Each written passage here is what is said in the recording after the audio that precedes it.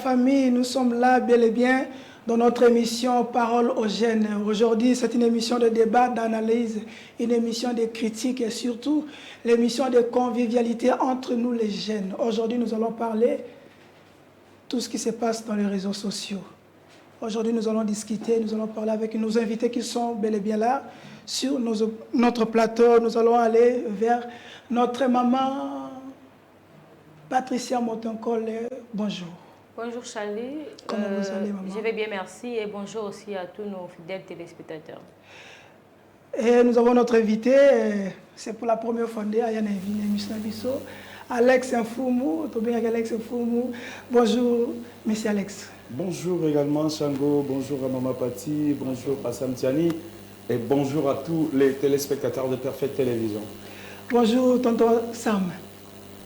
Bonjour tonton Charlie, bonjour à tout le monde qui suit aujourd'hui, bonjour à l'équipe technique, bonjour à tout le monde qui est là aujourd'hui pour décortiquer l'actualité de ce qui se dit et ce qui se fait sur le réseau.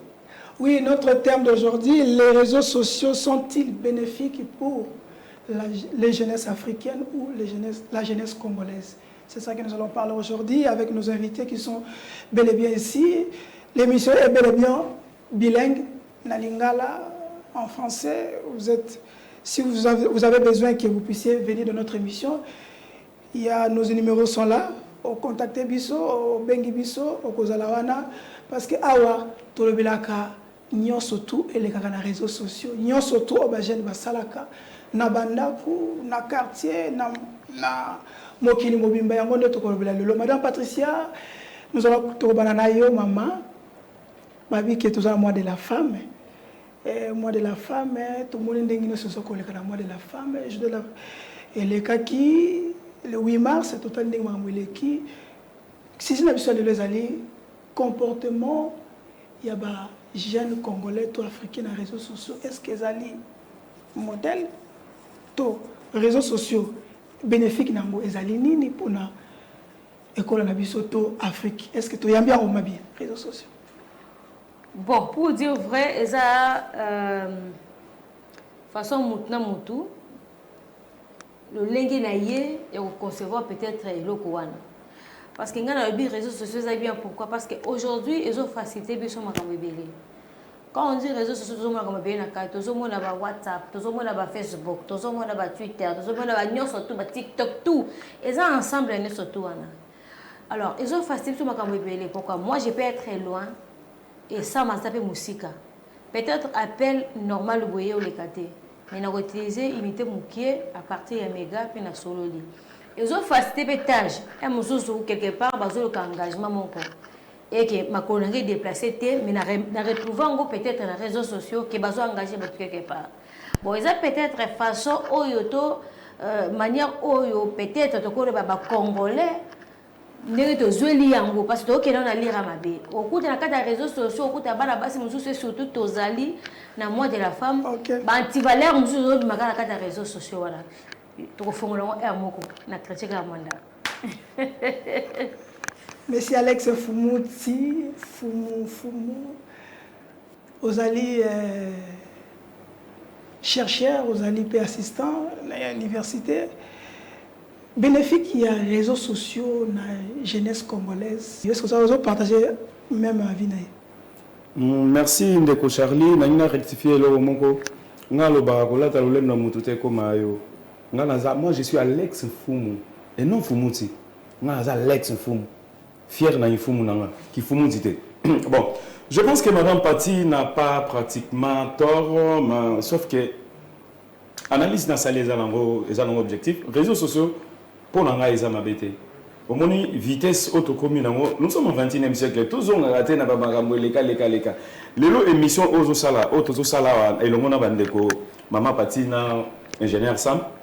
Na minute autant où yo chango na Lyon TV na yo na chaîne na yo ya YouTube malamoko téléspectateur moi Perfect Télévision à travers fond na London pichu belesi azomona ngo malamoko pour nga réseaux sociaux eza mabete mais eya ko koma yo ebika ba congolais biso ne to zwa kabiyamba yamba bizwazwa et ko masoki ko mabende zo koma pour na ba mutakalisation par exemple mais pour na biso ba chercher réseaux sociaux ça bénéfique nako longo ate lelo na kenda alsuti na passe passe na se moi boyo kende kotanga pe ba hôtel na pe ya kala kala wana quand je vais publier mon article ceux qui placent mon na moni balaki neza na okota na Google na poser question na poser la plagiaté na poser question réponse ouais bon ba opé ça na recadrer yango na ba idée na tu comprends un peu donc réseaux sociaux ils ont malamu pour la vitesse il y a information mais ceux qui ont commis à la congolaise né maman patia lobaki et comme la mutualisation la symbolialisation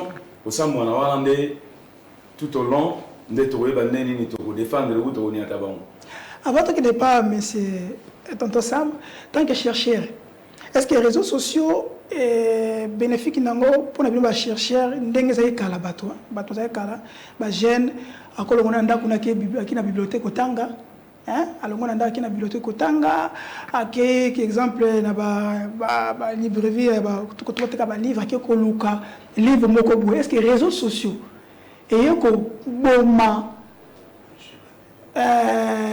culture wana okene na ba bibliothèque to ko bakisel sous ba avantage belé pour na bineti ba chercher. Merci Ndeko Charlie.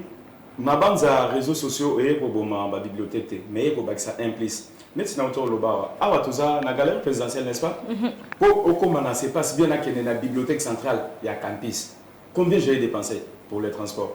Mais au moins que tant qu'on a mis ici article là, net article là, ils ont la page là, ils ont la chaîne là YouTube, mon tout n'y soit côté la chaîne là, ils ont la facilité, il y a autant dans l'instauration d'un état des droits en RDC écrit par Alex Fumo. Tu comprends? Donc, pour la pénal sur le plan scientifique, réseaux sociaux, ils ont facilité sur la recherche, il y a cause à la vitesse, il y a ouvrage dans biso par exemple, nous avons besoin na sala par exemple expérience nombre sur le plan économique.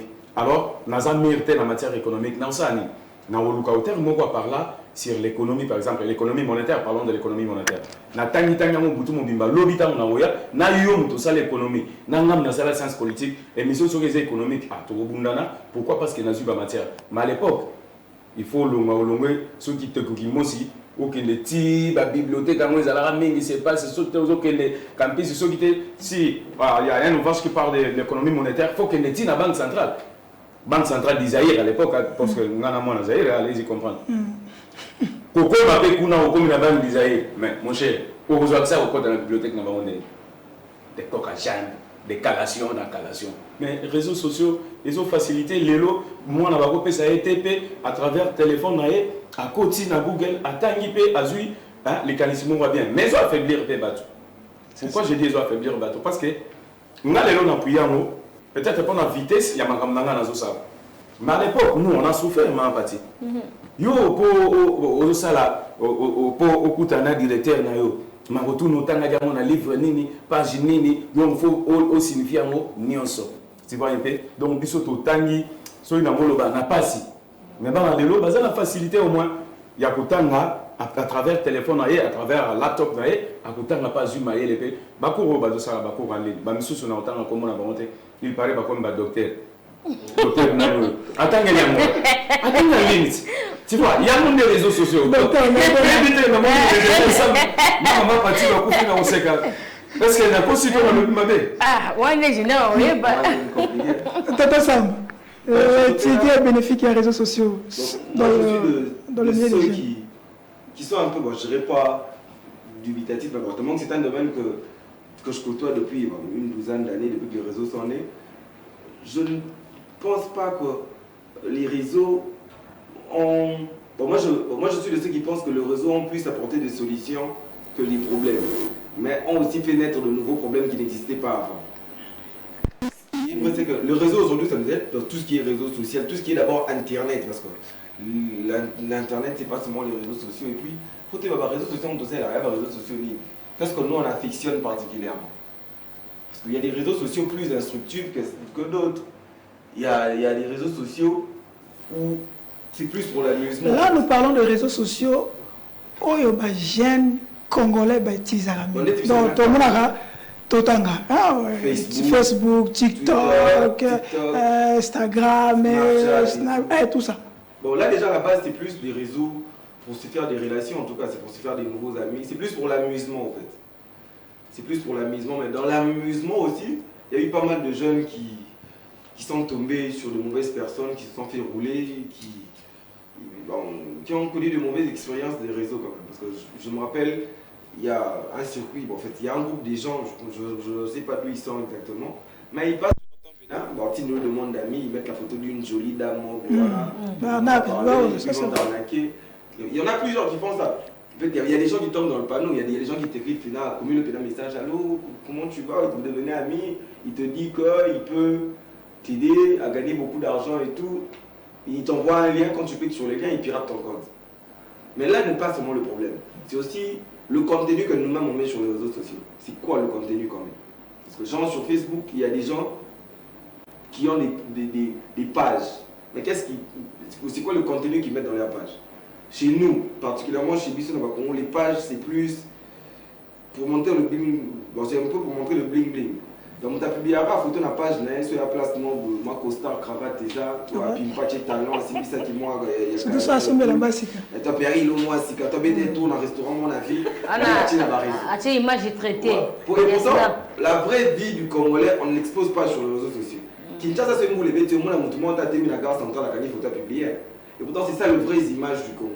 Si on pouvait utiliser les réseaux sur ce format-là, ça allait être un peu plus bénéfique qu'un format autour de Pour les honnêtes aussi, les réseaux sociaux, c'est plus pour les bling-bling. Les jeunes filles aujourd'hui, quand ne se cachent pas, les jeunes filles, bon, je demande si c'est moi de la femme, je vais essayer d'être. Ouais, nous allons aborder. Les jeunes filles aujourd'hui sur les réseaux sociaux, qu'est-ce qu'elles postent? La majeure partie des filles, quand elles veulent poster une photo, il faudrait soit. Si c'est une photo qui montre son visage, il faudrait au moins qu'il y ait des parties de sa poitrine qui soient visibles. Ou sinon, si elle est debout, elle doit se retourner. Tu n'as compris pas quand on photo bien, il faut que ça va mon corps. Pause. Madame Patricia, ça a touché ma place. Voilà. Avant de commencer, la question est posée comment les jeunes filles, ils utilisent les réseaux sociaux, les photos. Tu as une question. Ni la moitié de la photo dans les réseaux sociaux. Moi, c'est sur la photo, toute sa vidéo, il faut que ça reste. Je n'ai jamais compris. Je n'ai jamais compris. On n'a pas nommé là où ça m'a bien raison. C'est quoi d'abord? Tant que moi, si. Tant que moi, si. Apparemment, profil, voilà. Profil, à rien. Tant que moi, si. Même vidéo. Au moins, la vidéo d'une jeune fille, aujourd'hui, chez nous, on est RDC, surtout la TikTok.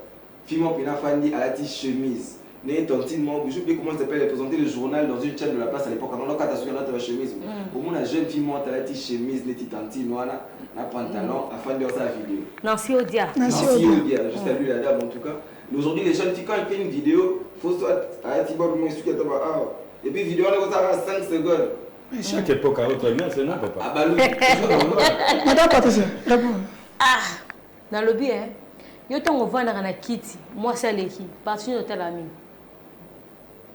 Angatala. Les goûts et les couleurs, c'est discutable.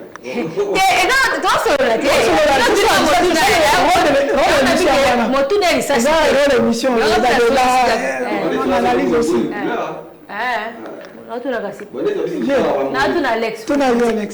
Alex, quand on va dans la balabala, soyez moi ça l'équipe. Mais je n'ai pas été besoin. Bon, moni bandeko nanga bangwaka. Bandeko nyonso bangwaka nyonso ekwata na tombele bino losako. Bangwaka balobaka bi nyama nyonso kitoko ne ezalaka na nsima. Wana selon bangwaka na lobi te selon nga. En réalité, je pense que bangwaka bazala na raison, papa tous a ba hypocrite. Nous sommes Quinois, on est Congolais, tous nous le savons. Mingi total kaka béton. Kala béton. Béton donc biloko nzoto. Bima bigudia bantu ndenge musicien mo za loba bima bigudia bantu bibu manzoto. Yango nde banongo batala kati. Mais asnawi ya pena ba grand gadjip na ba grand moment Miss international le béton PAT. Mais oui, on a surtout continuer le goût au biwana. Mais en réalité, pas mingi et là quand il bosse fa pas. Je n'ai pas quand je photo toujours. Mais moi c'est à fleur. Non, il bosse il faut que si non, et on bon pour mes amis et on dépendre. Au moins maintenant mutu ayi forme ya nzoto nezali. Mutu mso mo naza peut-être poitrine eza munene. Et puis que poitrine na eta on bato ba mona ngo et attiraka mbali ako utiliser ngo et mutu so avec que bassin nanga et attiraka mutu alors que tanga otamba faut sentir ba ngane na lekaki vous comprenez et avec mutu so avec que misu nanga tant na lo batana na zo tala mutu na zo fixer et pour na attirer aya venga ça dépend mais je ne sais pas nous on a trouvé ça comme ça ils allaient de kutango et allez te kutango les habits n'ont pas de biso tout comme quand on va pose la question quand une jeune vend son image comme ça je pose la question de me dire si une jeune fille se vend comme ça quand elle aura l'âge de nos mamans aujourd'hui. Vendre l'image comment? Oui, parce qu'aujourd'hui, la plupart des jeunes filles, les photos qu'elles mettent sur Facebook ou sur TikTok ou dans les autres réseaux, dans 10 ans, elles ne pourront pas regarder ces vidéos là avec leurs enfants. Parce qu'il y a un côté page, côté bazui réseaux sociaux, on a mis ma BND. Oui, mais là. On a des réseaux sociaux, mais la postara derrière. Non, mais c'est comment? En fait, nous, genre, non, on se pose des questions. C'est comme récemment, je suis en train de me poser une question, M. Charlie. Non, on a posé vos questions un jour. Bon, je suis fan de musique, oui. Mais j'ai comme l'impression que, binomo, ma maman, apparemment vous aimez que les musiciens ne vous respectent pas. Pour nous, on a monté vos télémédies, comportement des musiciens parce qu'ils ont l'habitude, dans les clips des musiciens congolais, bon, une certaine catégorie de musiciens, c'est toujours les femmes qui sont extrêmement même mal habillées. Et puis ça gêne même pour des bantous comme nous, comme ça, de suivre un clip d'un musicien congolais. Et puis depuis que les réseaux sociaux sont arrivés, mais c'est devenu scandaleux. Non, maman, la logique des choses, il fallait qu'il y ait le bon et c'est la et l'autre, c'est banana 1. Si tu sais, que tout ça la marche pour la mission, on peut le faire. Parce que, ils ont d'abord un bisomoko, basotan bazoya. On m'a dit que l'ingimbo. Tant qu'on l'ingimbo, il y a un gambon. N'a pas à la carte. Tant qu'on est au bin, oui, qui est pour la banque, pour moi, ça bien pour batailler, il faut un assistant. Viens avec mon dernier énergie, surtout Eloko ingénieur Sam Torres Alobi, que nos musiciens, Bazola Tsabasi Mabe, les femmes peuvent faire quelque chose, pour télémabo marcher, pour musiciens Absobatika Ola Tsabango, parce que nous sommes des Africains. Moi je dis non. Ce qui est lo Oyo, Mobutu a chaque recours à l'authenticité. Kaka bino ba jeune bo mona Mobutu mutu mabe yo ba go benga yo lusu Congo ya samte fa ba benga yo inkisi et ba période dans la période de bino c'est thème de ça mais oui c'est ça que je dis chaque époque autre mers n'est-ce pas à chaque époque il y a d'autres mers lelo oyo tango ndeko na ngai sama lobi to tambola ba ngana mutambola butute batambola pour ba pekisa ba musicien congolais stop otambola de quoi ba si batambola ba na kotambola pourquoi ndeko Charlie na kotambola te les a perte d'énergie. Pourquoi on entend? Parce que tant que tout que malin c'est bon. Tant on va faire ici, leader congolais, danseuse, na manière où ingénieur Samalobi, balata mabenga na monde balata na bango bien. Kaka bango, jeune congolais, bakota la clip ya nani Eminem, bakota la clip ya Doki Doki américain. Hier tu abin ça va on mitakalat. Mais batala on a pas parlé. Wana za ramabete. Kaka so do moni Congolais à Latino, nous sommes des Africains. Nous sommes des Africains, mais si il y a Bango, il y a Américains, il y a chaîne pour quelle raison? Commencez d'abord au censure, la commission de censure, et puis qui ça va clip les gars comme ça, beaucoup de ça va. Donc ça dit que ça veut dire nous défendre les lobes musiciens congolais. Pourquoi? À l'ère actuelle, il faut que nous sommes nous sommes vers la fin des temps. Ok? Si vous salez Malonga par exemple, nous parler sur la classe, classe, malamu, ceux qui réclament pour 4 papa tu seras moins suivi. Mais si vous avez besoin de mon boy, syndicat frère. Ça mon Congo, beta biloko, niata frère, balusa mrusu. Donc au moins peut-être la façon mon nombre de vies mon le bossu zobima. Mais papa on peut ça raison, on ça la 1 million. Et puis chose grave musicien Nicolas. Parce qu'il y a un musicien changé. Mais comment ça il éviter ce qui est ça m'a contredire là. Sur une conscience c'est point là. Et comment ça parce que m'a éviter ce qui trouve le problème côté wana. C'est bien quand le marché, tu marché, mais tu sais qu'il y a des musiciens là dessous. Baboulis. Quand il voit qu'il crée que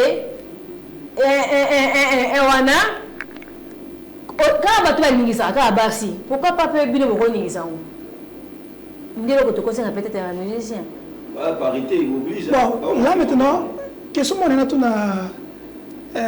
monsieur Alex, tant que chercheur, réseaux sociaux, tout internet en général, les réseaux sociaux permettent d'handicaper pour ça la moussala. On a un message, il y a panafricanisme. Non. Réseaux sociaux et handicapés, mais plutôt que tout, ils ont favorisé la culture africaine et la critique bantou. Mais tout ça, là, mon papa, tout ça, là, monté comment? Moi, je parle que, par exemple, j'ai dit, je suis contre la culture européenne ou américaine, donc occidentale en général, à ce que nos filles vont adopter un mot. Tu vois? Au moins, quand vous dites ça, ça va poser débat. Parce que quand vous dites que vous êtes contre la culture européenne, je vais juste donner un exemple. La chrétienté. La chrétienté, c'est pas notre culture. On l'a tous adopté, presque tous, je dirais. Quasiment à l'unanimité et tout. Mais non, ingénieur Torres, on dit comment? Il y a malin, on va copier, il y a même beau bois, non? Oui, mais tu vois aujourd'hui, ah si, t'as plaît mon frère. Donc là, vous devez nuancer au fait. Il faut nuancer. C'est ce que j'ai dit. Moi, je défends la culture africaine. Je défends la culture africaine dans quel sens? Nous sommes des Bantous, c'est toi qui l'as évoqué. Mais culture africaine, au contraire, presque. Non, on va la cérémonie. Rafia et Zateni, il y a cérémonie. Alors, avec la culture africaine, dans la mentalité, c'est différent. C'est différent. Nous avons un tabou. Oui, nous, chez nous, les choses sont quoi. Oui, mais vous dites on va poser la question bien dans répondre dans mon thé. Mais c'est là où vous avez le loba. Non, le c'est pas là. Au moment de Charlie Lelo, mon tourné c'est Rihanna. Bakangi photo mongo na plage. OK? Na plage à Kendaki, na Brésil bakangi photo mongo. Azotambola na mayo. Koto yo mayo, hein, système wana. Kola moi mbeke dépende libanda. Yé asala mon na plage. Moyo mona oye na église na Congo. Moi si maman femme africaine à la kola wana pe azola tango bandeko balandi bolimbisa et ces émission on est scientifique na yebi ke boza baike na etandomike na ndako bota la émission tozo saleza pour en couper ça mayele pe bwana na bana na biso bandeko na biso ya basi ya ekolo Congo. Okomona ndeko mwasi amona ki Rihanna ndenga lataki bongo lataki kalsote yepa kolata mondengo na lati kalsote mais loko mukuse omona makambu nyoso tout et salami lokola na film et dessiné a botambola donc pour na yebite azo salamo pour attirer batu ba ke deverier lobe komo ba violer bon azo salamo pour a gagner nini parce que o wana saliwana eza culture na bango biso eza ya biso te okomona mama munene lokola mama pati par exemple alati kola ndeko naka bobenga moni gorgeon naka bise liban systématiquement parlant aux autres le monde est dessin carte d'Afrique mon frère l'esprit est bien disposé la chair est faible yo le bagay mba na otala tendenge et sengeli teto bana ko copier ba culture o eza ya bisoté moi si ya Congo sengeli kimbundi na yo eza la malamu ta mozo tambola bande ko ba pesa au respect qui a autorisé ça nani a autorisé ya mo eza les réseaux sociaux mais aussi on landa les réseaux sociaux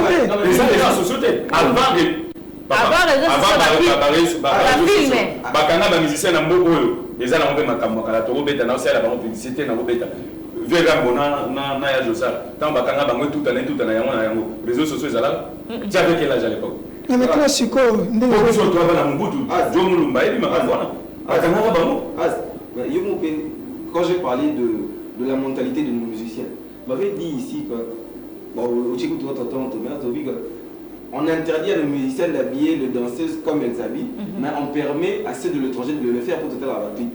Mais exemple, pour que ça ait des mots. Parce qu'on a l'autorité. Pourquoi non, autorité, il y a un mot, il audiovisuel, il y a censurer nan. Batouana kuna balobi que non na TV ya Congo clip net ya doki wana musicien américain et les gars te pour binisa batu mitakala batali ba clip wana tango zo les gars. Alors, malheur de réseaux sociaux. Et le côté énervé pour le moment, ça, système, moi, ça, j'en ai zémi. Akangi photo, baby shower. Yaya, na kisasa. C'est-à-dire, bateau, pas de éviter que ce cas a zémi, il faut mi bomba pour abimisa mon abima malamu. Et comme il parle, ça comme il a fait matériel, akangi photo, pourquoi parce que Rihanna le quoi kanga photo. Ngai pe fona kanga photo c'est la Rihanna. On va pe couple basanga ni couple basanga na fête. Ba bengi na batu. Mo bala fukami asimbi libumuto achebo yaya. Mo zo exposer. Mais on s'appelle que moi c'est na. Moi c'est na yo. Mais c'est comme ça biso ba fait. Peut-être baloba que moi c'est na bota ka te pour l'exemple. Voilà pourquoi la balle Moi je pense qu'on ne veut peut-être copier les points positifs pas le point négatif. Mais c'est ça, c'est ce que je dis. Bizarrement nous, la majeure partie des gens qui sont sur les réseaux sociaux, les jeunes en tout cas, parce que les vieux ils sont en train de s'adapter, t'as mon vidéo à perdre moi au 4 à l'enquête, on a dit moment, les vieux à la fois.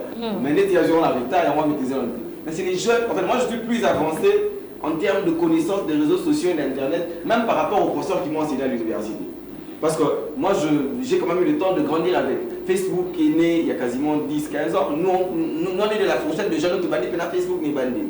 Donc on connaît un peu comment ça fonctionne. Mais moi je suis un peu choqué de voir les comportements, pas seulement de jeunes. Parce que ton père papa Mikolo a joué dans les réseaux sociaux. Azuma ma téléphone à tirer. Comme ça on a la petite amour de Geoffrey Sosa le bas. Les réseaux sociaux pour naïe et tirer. Derrière les rencontres.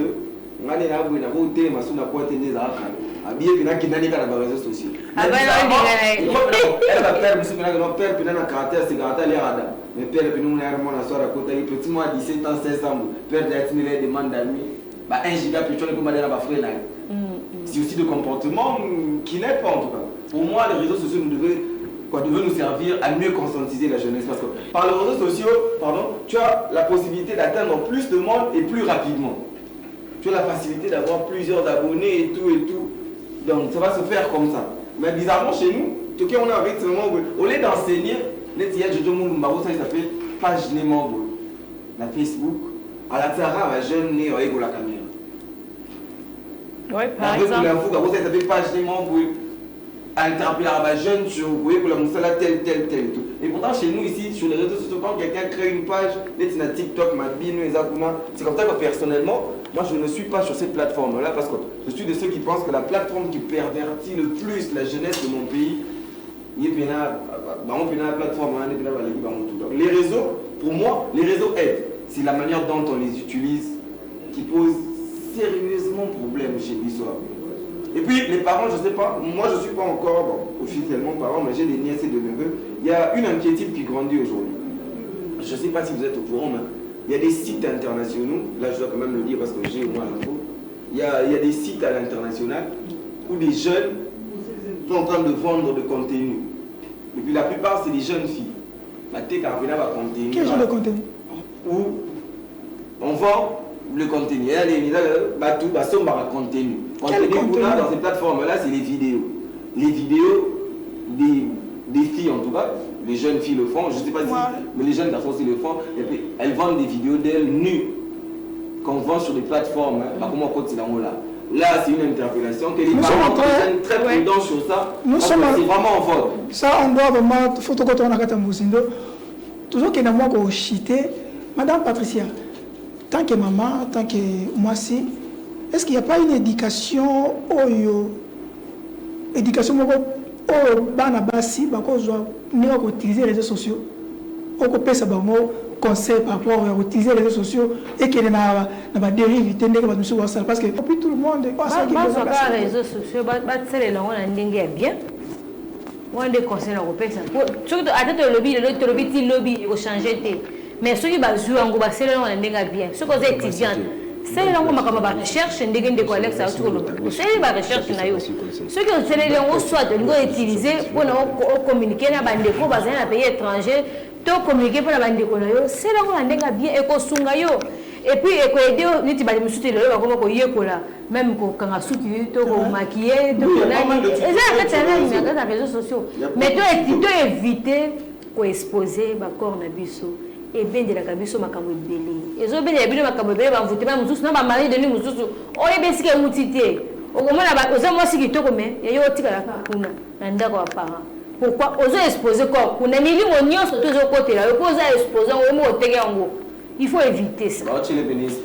Monsieur Alex, tant que parents de mobile africain, bali pe bana mibali ba jeune garçon ozomona ye na réseaux sociaux mituni oyo azali phénomène tonine na utiliser les réseaux sociaux conseil ni nakopesa ye to idi modèle ni nakozwa ni azali phénomène tonine phénomène ngona ngapela comprendre bon moi na réseaux sociaux moi nito ele kana na net ba terme susu amuna ni na ba peya ba kuma pela ça la vraiment ba le pena y mo binga ko mi ah ya ko mi x atira son esprit ya pa petit peu on a double sim ko ça on a ba sim mo manete na ko asa pena mettre moi petit mo ba poster qui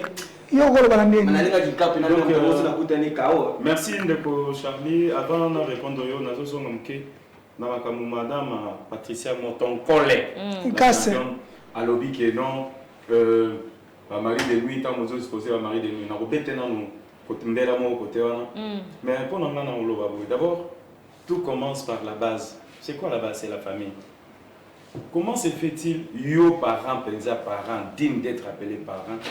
Ou éduquer banana yo lobby au monde mwana a commis na o ingénieur Torres à lobby côté ka ba partie intime na ye na ba réseau pe bambo mo bateka la on va prendre ensemble iPhone et mais on a tout le téléphone ba parents et sengeli to fongola mission tant que ba africain to télémena ba biloko wana okomona mutu nzamba sala ba l'homme kitera ko kité yango oyo komi ba komi obala na Facebook mobile oyebite moi so oyebite obala nini na Facebook famille oyebite simba koto benda koto o abala nini na Facebook akebo mobile ngo aza koko photo achaki longia sam nzoka ye azane soki ndenge nini donc babilo ko wana en tout cas côté wana eza mabe mais de dire que nous avons utilisé Facebook ou les réseaux sociaux en général, Twitter, Instagram, biloko nyonso wana Amiteki, moi aussi, mobile ami comme ici, moi aussi. Moi je pense qu'il n'y a rien de nouveau sur la terre. Il y a un homme qui a banda Sodome et Gomorrhe. Nous sommes à ça la ndengwana. Il y a moins de ça la malam pona ebo. On continue au ça. Nous n'avons pas que ça tout ça. Il n'y a pas conseil au personne. Te conseil na opesa ezake. Soki ozo kanzake lo ozo sala eza malam. Continue au sala mo. Conséquence mais et vous corriger. Merci. Tout ça presque dans souka, mais aussi cette émission pour être parce que tout ça la rubrique moi retrouver en gros sans tabou. Question à souka. Madame Patricia Tobana parce que est maman. Tant que la relation amoureuse, relation nos alibas, la toute relation sous faut-il fouiller dans le passé de ton conjoint? Est-ce que c'est nécessaire? S'il faut fouiller, c'est très nécessaire.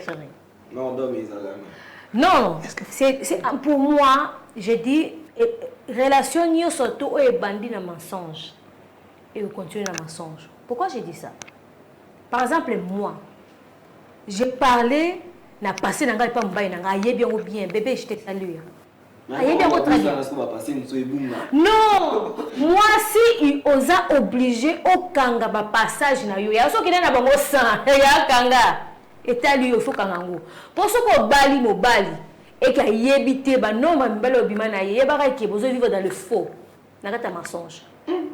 Oui, pourquoi basi bazala toujours se poser combien les cas 3 sont que ça regarder moi respecter li bango moi respecter li bango moni mukolo ya mobali nango tunier so ya mi mobali nango tunier ah yebisa o. Tout ce qui, monsieur Alex, est-ce qu'il faut-il fouiller dans le passé de ton passé? Charlie, merci de m'avoir invité, vraiment. J'aimais cette invitation, j'aimais l'émission. Merci de m'avoir invité. Je salue le docteur Losser en passant. Lié à Olandanga, docteur Losser na matete, na Kinsaku.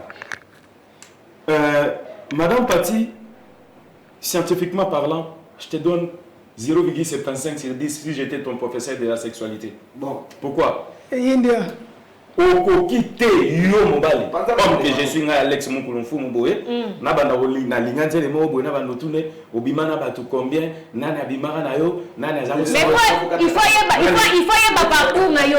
Nana za. Il faut ailler ba parcours. Ça arrive. Yadjo, ça arrive on dans la couloir moko. Tu peux me laisser répondre.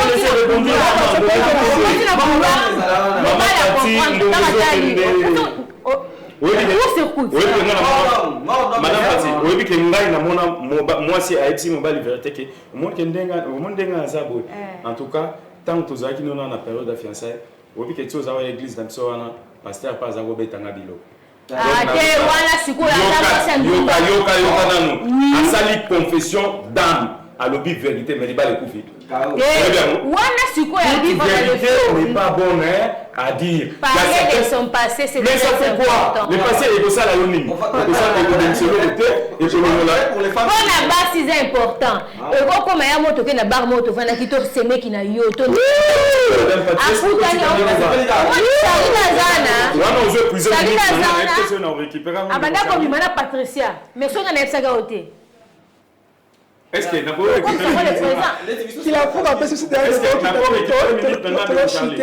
quelques minutes pour la important à t'amouqueter. Tout coule, tout passe dans la vie, rien n'est de mer. Moi, si la femme c'est une fleuve, ok? C'est un fleuve plutôt. Je vais dire quoi? On a fini moi si parce que c'est le mois de la femme. Moi si azali lokola nyoka libanga. Soki nyoka leki likola libanga, yo yeba nyoka lekaka. Atika la trace, nyoka soka leki na océan. Okomona atika yelemo. Koluka raté, oyeba, mobali nanga to mwasi nanga, abimaka na nani, azalaka na nani. Oya ko belle attention, okokoma lokolo loboko AVC pamba. Ça tient bien ma partie. C'est important. Sur ce point-là, moi je dirais, bon ce qu'ils ont dit, ils n'ont pas tort. Mais est-ce qu'il faut que la réalité puisse changer? Parce que quand on peut parler aujourd'hui d'ex et des gens qu'on a vécu. On a parlé des réseaux sociaux. Il y a une relation avec banane à Facebook et sur Facebook, mais on a tout. Oui. On a fait faut que ça capte des détails d'amour. Ça on a ma relation. Et voilà, peut-être oh oui que c'est là au pratiquer mes techniques, il y a faut le bango. T'es monsieur dans des live. Donc on a une place on a couleur. Moi so to lingana na Facebook banine. Au monde basi tout na linga di basi na Facebook. Mais nga so na zai moi na monde mbali moins sérieux. Na robo yalo. C'est comme ça que moi je dis quoi. Moi ce que je dis c'est que étant jeune, je ne dis pas que c'est mauvais de fouiller dans le passé de quelqu'un qui je ne peux pas dire que je ne peux pas fouiller dans le passé, mais le problème c'est que... Ça va vous apporter quoi? Le passé... Qu'est-ce que ça va vous apporter? C'est important, passé. Hein. Bon, moi je suis de ceux qui pensent seulement que si on veut s'engager sérieusement, il y a des choses qu'on ignore. Hein. Pour nous, on a un background. Ouais. Pour ceux qui ont la jeune fille qui a 18 ans. Mais si le gars a passé, on a 18 ans, mais on a passé à mer moi 55 ans. Bon. Si tu as 55 ans, tu es au souka. Moi, des préférences, c'est des sujets sensibles. Moi, tantine, moi, tant comme moi, peux